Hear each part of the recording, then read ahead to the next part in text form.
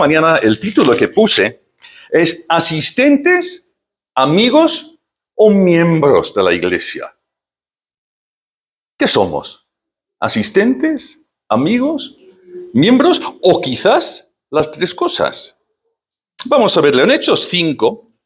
Versículo 12 dice que por la mano de los apóstoles se hacían muchas señales y prodigios en el pueblo. Estaban todos unánimes en el pórtico de Salomón. De los demás ninguno se atrevía a juntarse con ellos, mas el pueblo los alababa grandemente. Y los que creían en el Señor aumentaban más. Gran número así de hombres como de mujeres. Oremos. Señor, en esta mañana te queremos pedir que tú nos abras los ojos del entendimiento espiritual, que tú nos des una visión como tuvo el apóstol Juan, del cielo, de tu gloria, de lo que nos espera, y que esto nos motive a vivir vidas santificadas, vidas comprometidas contigo, Señor, vidas gozosas en medio a veces del dolor, del sufrimiento, de la incertidumbre. Y en medio de todas estas necesidades, que veamos tu gloria, Señor. Que tu palabra nos hable, o que tú nos hables por medio de ella en esta mañana, porque lo pedimos en el nombre de Cristo. Amén. Amén. El domingo pasado comenzamos a pensar con el pastor Santiago en el liderazgo y en las estructuras de la iglesia, sobre todo en cuanto a los oficios, como saben, de anciano y diácono. Observamos que hay que elegir a personas adecuadas, de carácter sobre todo. Y en el caso de los ancianos o pastores, de su capacidad de enseñar la palabra. Y el pastor Santiago nos refirió a Hechos 6 y la elección de aquellos 7 hermanos llenos del Espíritu Santo y de fe para atender a las viudas que se quedaban desamparadas en la distribución diaria de comida y quizás de otras necesidades básicas. Pero ¿desde dónde encontraron a estos 7 hermanos? Pues desde la congregación, lo que nosotros llamaríamos, y se llamaría un poquito más adelante, la iglesia. Pero ¿cómo se formó esta institución? ¿Cómo se sabía a quienes pertenecían a la iglesia? Yo no sé, cuando ustedes entran por aquí un domingo por la mañana, ¿piensan que le pertenece esto? Bueno, no digo por la dueña, pero me refiero no al edificio, ¿no? Sino, ¿usted se siente que usted se pertenece a ello? Y que también de alguna forma le pertenece a usted. Pregunto. ¿Qué implica ser miembro de la Iglesia de Jesucristo y miembro de una congregación local? El problema que encontramos en el libro de los Hechos es que queremos sacar ideas prácticas, ¿no?, para nuestra vida de iglesia, cosas que sean normativas para todas las iglesias de todas las épocas, cuando en realidad el libro de los Hechos es un relato histórico de un periodo muy concreto, unos cuantos años, en unas cuantas y pocas, relativamente, comunidades cristianas. La primera parte básicamente tiene que ver con la iglesia de Jerusalén, y la segunda parte, principalmente, hay alguna otra cosa, pero principalmente con las iglesias establecidas por Pablo y sus compañeros en sus viajes misioneros, ¿no? Y tenemos que ser sinceros, creo, en este punto. Somos selectivos. Yo lo digo muchas veces a mis clases de teología y de Biblia, que piensen en lo que solemos sacar del libro de los Hechos. Iglesias a lo mejor de corte más pentecostal suelen enfatizar el hablar en lenguas o las sanidades. Iglesias de corte más conservadora pues suelen enfatizar la predicación de la palabra de Dios. Encontramos todo esto en el libro de los Hechos, pero creo que, como he dicho en otra ocasión, nadie toma Hechos 5 y la muerte de Ananías y Zafira como un ejemplo a seguir, como una norma. Eso no queremos que pase en nuestras iglesias. Entonces somos selectivos, ¿no? La solución, entiendo yo, es más bien de ver cuáles son los principios que sí valen para todos los tiempos, que surgen de estos eventos históricos. Porque si estos no son reales, si no son históricos, si no pasaron de verdad en la historia, no nos sirven. Sería solamente un cuento. Pero si pasaron, como yo creo que sí pasaron, entonces sí nos ofrece un patrón a seguir. Debemos de reconocer que Hechos se trata de un tiempo o relata un tiempo insólito en la historia de la Iglesia. Los primeros días, meses y años después de la muerte, la resurrección y la ascensión del Señor Jesucristo. Todavía están los apóstoles dirigiendo las cosas en Jerusalén. Están estableciendo las primeras congregaciones. Y también tienen el primer enfrentamiento a una oposición a veces feroz. Las autoridades religiosas, igual que habían hecho con Jesús, demuestran una gran hostilidad hacia los cristianos. Esteban fue el primer mártir, como sabemos. Por otra parte, en Jerusalén se convierten varios miles de personas, ¿verdad? Muchas de las cuales vuelven con el Evangelio a sus respectivos hogares después de la fiesta donde se convirtieron en el día de Pentecostés. La iglesia se expande hacia el norte, Samaria, Antioquía, y por medio de los viajes misioneros de Pablo, al oeste también. Por lo que hoy sería Turquía y Grecia, Asia Menor, Macedonia, Grecia, y finalmente, claro, a Roma. También pasan por las islas de Chipre, bueno, hay otros lugares, ¿no? Y todo este crecimiento, en medio de ello, se nota algo. Se sabe quién es de la iglesia y quién no. Veamos, al final del sermón de Pedro, en el día de Pentecostés, en Hechos 2, leemos: los que recibieron la palabra fueron bautizados y se añadieron aquel día como 3,000 personas. Se añadieron. ¿A qué?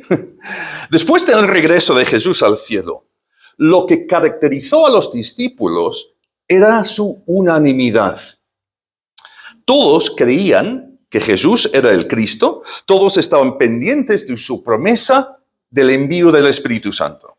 Y el resultado de la predicación de Pedro aquel día es que se añadieron 3,000 personas. ¿Cómo? Bueno, dice, perseveraban en la doctrina de los apóstoles, 42 estamos, Hechos 2:42, perseveraban en la doctrina de los apóstoles, en la comunión unos con otros, en el partimiento del pan y en las oraciones. De ahí me pregunto en esta mañana, ¿somos asistentes? ¿Somos amigos o somos miembros de la iglesia? Entre las iglesias evangélicas varía bastante la forma de hacerse miembro. Si uno recibe un certificado o rellena un formulario o tiene una entrevista con el pastor, pero no me refiero a eso, sino al seguimiento a la decisión de hacerse miembro. Sigamos con el libro de Hechos un momento. Hechos 2 termina con las palabras 47. El Señor añadía cada día a la iglesia los que habían de ser salvos. Añadiendo, otra vez.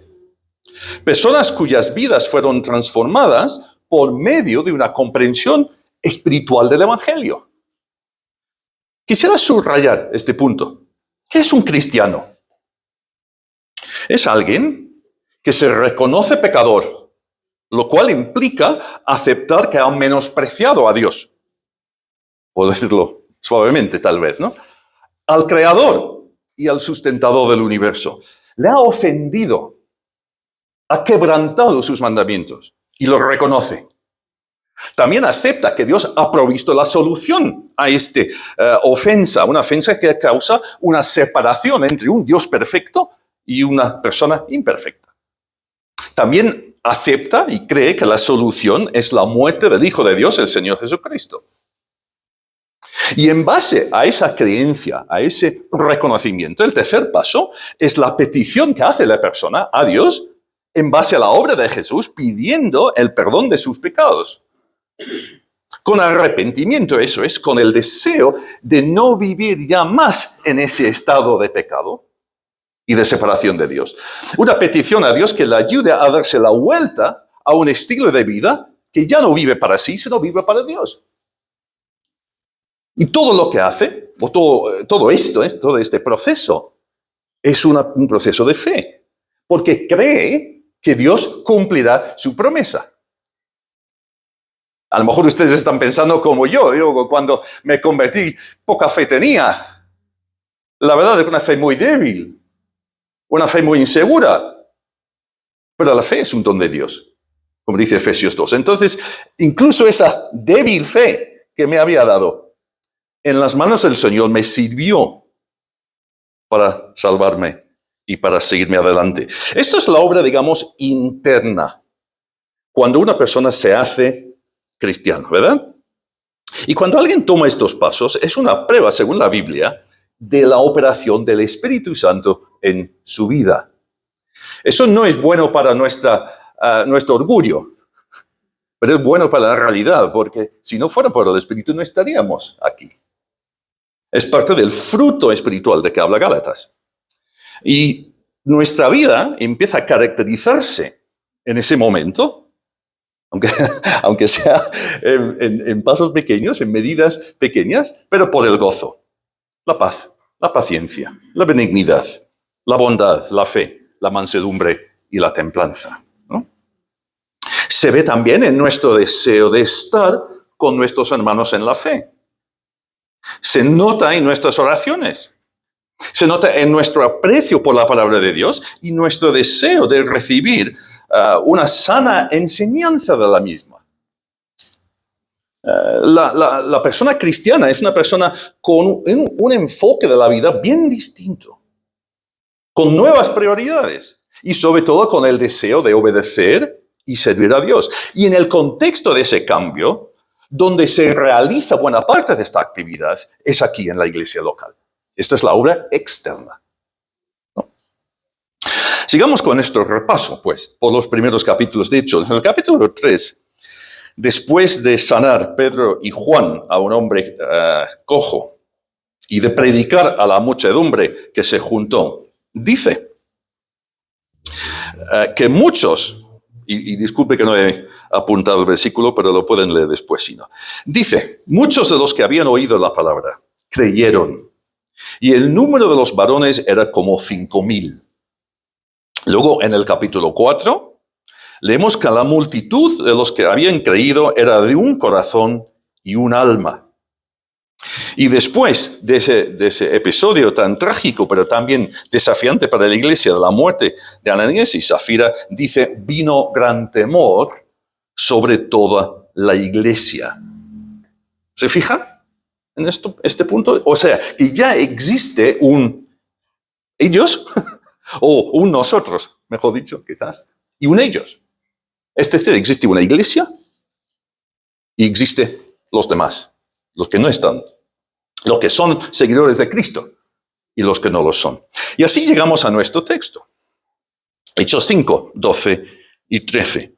Y quisiera destacar 3 puntos de estos versículos. La base apostólica, el testimonio de la iglesia y ser o no ser miembro de la iglesia. ¿Ok?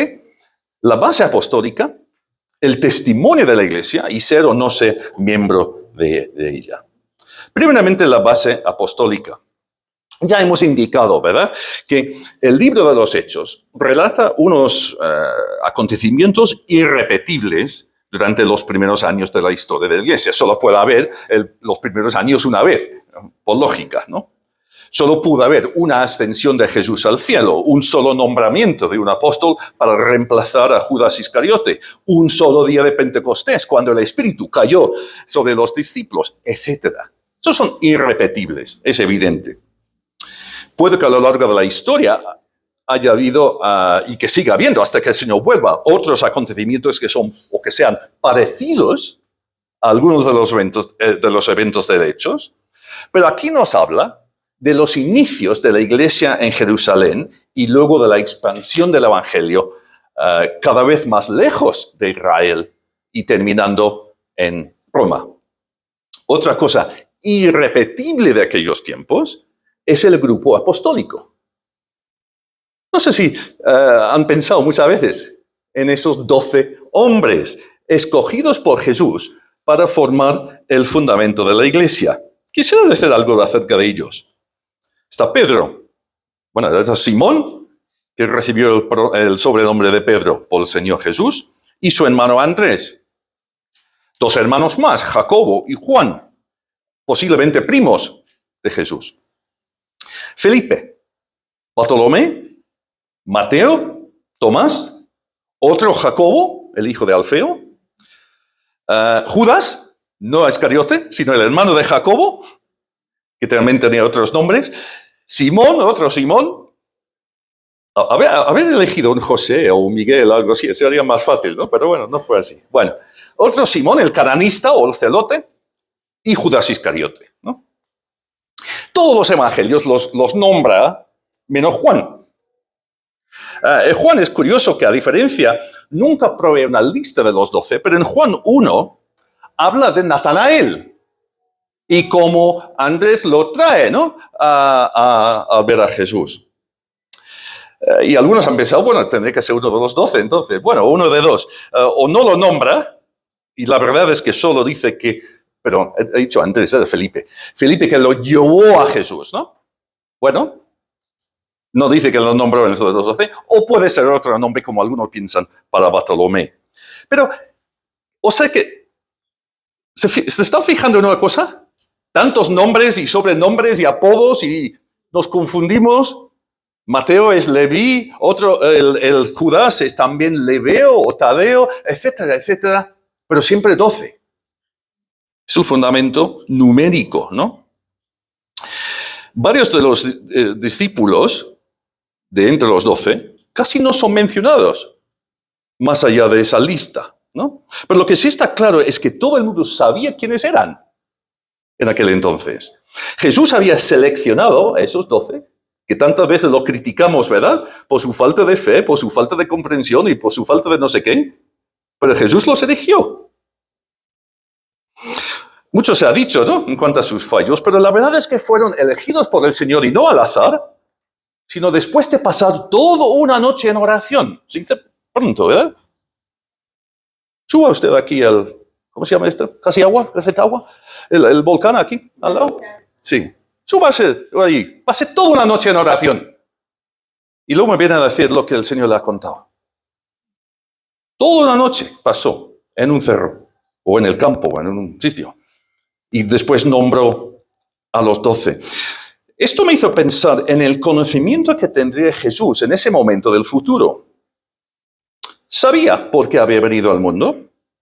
Sabía que la muerte le esperaba en Jerusalén porque era la manera establecida por Dios para dar salvación y vida eterna a todo aquel que en él creyera. Eso sí lo sabía de antemano.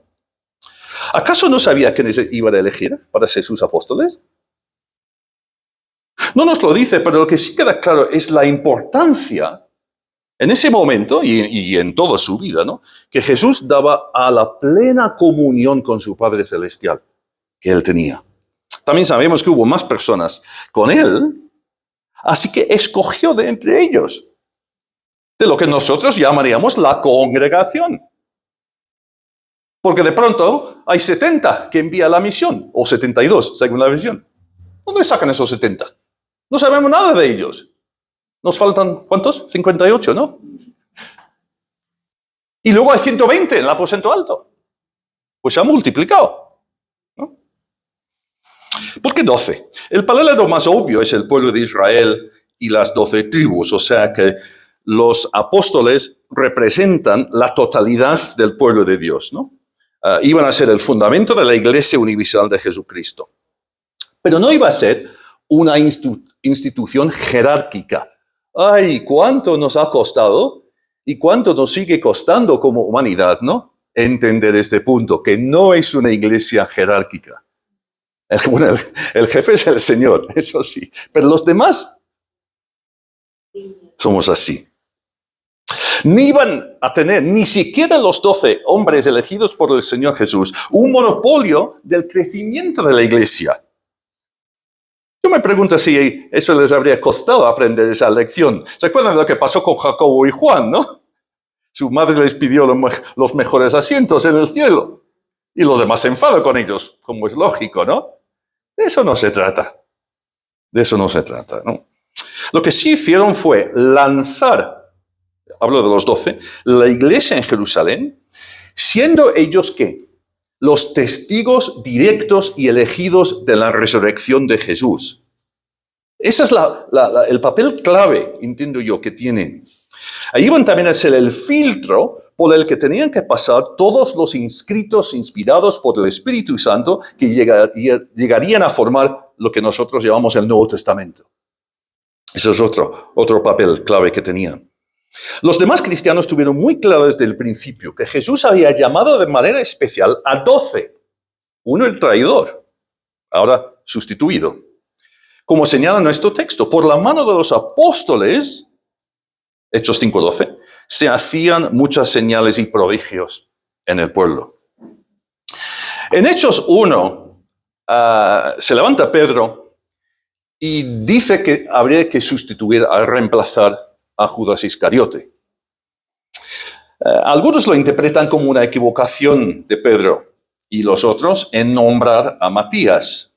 Algo a que añaden el nombramiento por Jesús, dicen, de Pablo en el camino a Damasco. Y dicen que Jesús, en efecto, corrigiese el error de los discípulos con su llamado a Pablo. Pero no hay nada que lo indique en absoluto. Y si no lo han pensado, no lo piensen. Pero lo digo por si acaso, ¿no? Pedro cita a las Escrituras para explicar lo que pasó con Judas Iscariote. Y reconoce que debe ser reemplazado por uno, y cito, que ha estado junto con nosotros, dice, todo el tiempo que el Señor Jesús entraba y salía entre nosotros, comenzando desde el bautismo de Juan hasta el día en que de entre nosotros fue recibido arriba. Y que este hombre se ha hecho testigo con nosotros de su resurrección. Señalaron a 2, lo cual implica que existían candidatos según los criterios establecidos, ¿no? Oraron, echaron suertes y cuando la suerte cayó sobre Matías, este fue contado con los 11 apóstoles. El hecho de que no se vuelva a saber nada más de él no es significativo, entiendo yo, puesto que lo mismo se puede decir de la mayoría de los 12. En cuanto a Pablo, nunca formó parte de los 12, nunca pretendió formar parte de los 12. Algo que él mismo deja muy claro en su testimonio en Gálatas 1. Sí fue llamado a ser apóstol a los gentiles, pero no a ser parte de los 12, cuyos nombres están en el muro de la Nueva Jerusalén que Juan vio en su gran visión de Apocalipsis. Y junto con los profetas del Antiguo Testamento, forman el fundamento del edificio cuya piedra principal es Jesucristo. Y este edificio, como suelen decir, señores y señores, es nuestro también en Jesucristo. Y formas parte de ello. Si usted ha creído en Cristo como su Salvador y su Señor, usted pertenece a esta institución establecida por Jesús, uniendo el testimonio de ambos testamentos, Antiguo y Nuevo, y reconocida ni más ni menos que en la nueva creación, la institución por la que Jesús dio su propia vida. La iglesia. Esa es la base. En cuanto al testimonio, segundo lugar. En estos primeros compases, todos los discípulos son judíos. Un pueblo que cree en Yahvé, el Dios de Abraham, de Isaac y de Jacob. Un pueblo que tiene el Antiguo Testamento, sus escrituras. Tiene las profecías mesiánicas que predicen o predijeron la venida del Salvador. Pero ahora que ha venido, que ha vivido, que ha muerto y ha resucitado, este pueblo se divide en 2. Los que creen en el Mesías, los que creen que Jesús es el Mesías, y los que no. Y cuando se juntan los discípulos, como aquí en Hechos 5, existe una raya invisible en el suelo. Y muchos no se atreven a pasarla, porque significaría ir en contra de las autoridades religiosas y ser privados de muchos privilegios sociales y religiosos. De hecho, los que se atreven a pasar a las filas de la iglesia son los que han sido tocados y transformados por el Espíritu Santo y no podían hacer otra cosa. ¿Han tenido esa experiencia? de que el Señor, por medio de su Espíritu, le ha llevado a pasar la raya. Quizás con algo de miedo, quizás con algo de incertidumbre, quizás con una fe muy débil, como dije antes. Pero sí se la llevó y se le sigue llevando.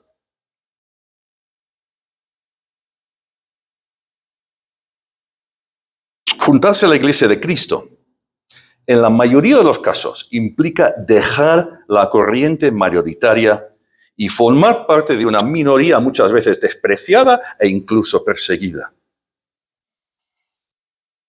Hoy por hoy, por nosotros no es tan dramático, quizás tan grave como era para ellos. Damos gracias, como no, por la libertad que tenemos cuando muchos hermanos nuestros en otros países no la tienen. Pero somos conscientes de haber cruzado al otro lado, de haber dicho, ahora pertenezco a Jesús. En el versículo 13, ¿por qué dice que ninguno se atrevía a juntarse con ellos? Eso a pesar, como dice a continuación, que los alababa grandemente. Bueno, veamos el siguiente versículo, que a primera vista podría parecer una contradicción. Dice, los que creían en el Señor aumentaban más, gran número así de hombres como de mujeres. No, nos dice el motivo por lo que muchos no se atrevían a juntarse con los discípulos, pero sí nos dice que los que creían se juntaron con ellos. Porque una cosa es admirar la enseñanza de Jesús. Muchos la admiraban. Me encantaban escucharle. Pero cuando yo les empezó a hablar del discipulado y del costo, muchos se dieron la vuelta y no quisieron seguirle más. Otra cosa es admirar la moral o el estilo de vida o el gozo o la paz de que disfrutan los cristianos. ¿Cuántas veces se escucha algo de eso? Ojalá tuviera su fe, ojalá tuviera su gozo o la paz que tiene. Pero no se atreven a tomar ese paso hacia Cristo y hacia su iglesia.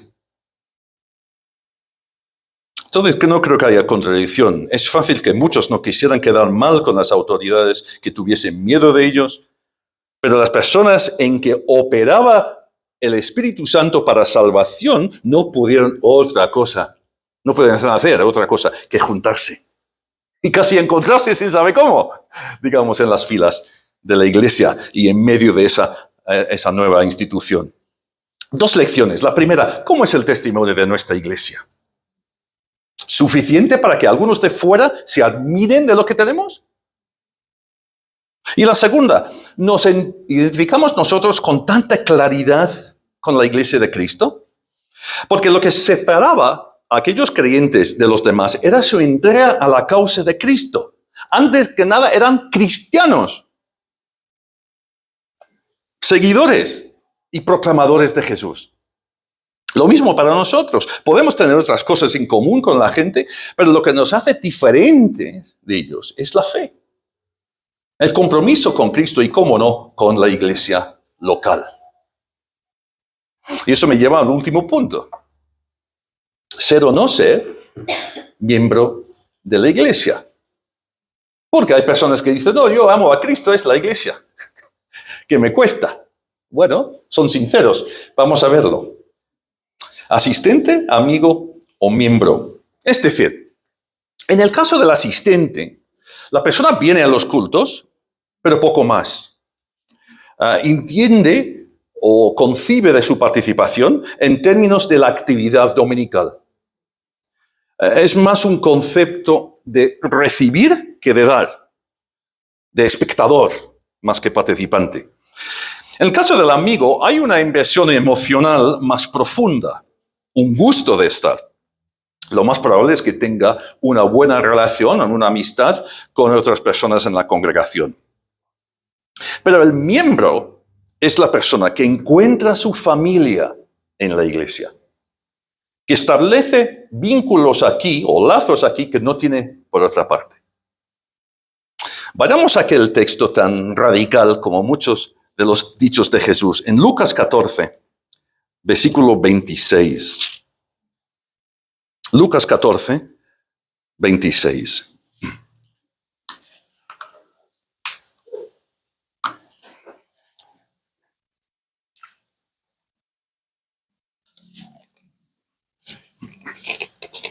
Como decía antes, eso es cuando, como dice el 25, grandes multitudes iban con él.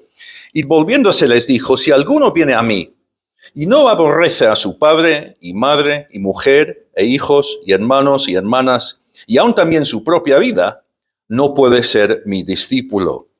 Y el que no lleva su cruz y viene en pos de mí, no puede ser mi discípulo. En otra ocasión, en Marcos 3, cuando su familia de sangre le buscaba, leemos, entonces llegaron su madre y sus hermanos y quedándose afuera, mandaron llamarle. Y había una multitud sentada alrededor de él y le dijeron, he aquí, tu madre y tus hermanos están afuera y te buscan. Respondiéndoles él dijo, ¿quiénes son mi madre y mis hermanos? Y mirando en torno a los que estaban sentados en círculo a su alrededor, dijo, he aquí mi madre y mis hermanos, porque cualquiera que hace la voluntad de Dios, ese es mi hermano y hermana y madre. Eso es Marcos 3, 31 al 35. Pero sigamos en Lucas 14, lo pongo como paralelo, digamos, ¿no? ¿Qué significa que haya que aborrecer a su padre y madre y a su mujer e hijos, a sus hermanos y hermanas? Bueno, no paremos allí. También hay que aborrecer su propia vida. Notemos, para ser discípulo de Jesús. Ahora bien, si podemos captar la esencia de este mandamiento, puede que transforme nuestro concepto de la iglesia, de esta comunidad de discípulos. ¿Alguna vez usted ha intentado ahorrar dinero y le ha salido mal? ¿Ha optado quizás por una versión más vieja del aparato que quiere comprar o la cosa más barata, una marca que ni le suena? Pero bueno, como cuesta menos, lo voy a comprar. Y a los 2 días se te rompe el aparato porque, claro, has comprado precisamente de mala calidad, ¿no? ¿Le ha pasado eso, no? La NASA tuvo la experiencia, pero eso es para animarles a ustedes que a lo mejor han perdido unos cuantos dólares. Enviaron una nave a Marte, al planeta Marte, hace unos años, bajo el lema, más rápido, mejor y más barato. No era el lema mejor pensado, la verdad de la historia, porque cuando llegó fallaron los frenos y se estalló con un gran impacto en la superficie de Marte, destruyendo una nave que había costado unos 165 millones de dólares. No sé quién tendría que pagar por eso, pero 165 millones de dólares, ¿no? Cuando investigaron el fallo, los ingenieros descubrieron que existía un fallo en el sistema que podrían haber detectado si hubiesen comprado un paquete de software para la computadora y lo habría detectado antes de enviar la nave. Pero como no querían gastar, por así decirlo, $100, yo no sé cuántos dólares serían, pero los dólares que fuesen en ese software, pues estalló una nave de 165 millones, ¿no? Le salió cara la jugada de optar por lo más barato. Jesús quiere que sus discípulos sepan cuán costoso va a ser seguirle. En Lucas 14, Jesús estaba en el auge de su popularidad con las masas. Todo el mundo quería oírle, pero Jesús sabía que pocos estaban dispuestos a pagar el precio del auténtico discipulado. Querían comprarlo más barato, quedarse con, bueno, escucharle, pero seguir mi vida igual, sin saber que se iban a estallar, por así decirlo, si siguen ese camino, ¿no? Hay que aborrecer a sus seres queridos, dice. No es un método de marketing habitual, ¿no?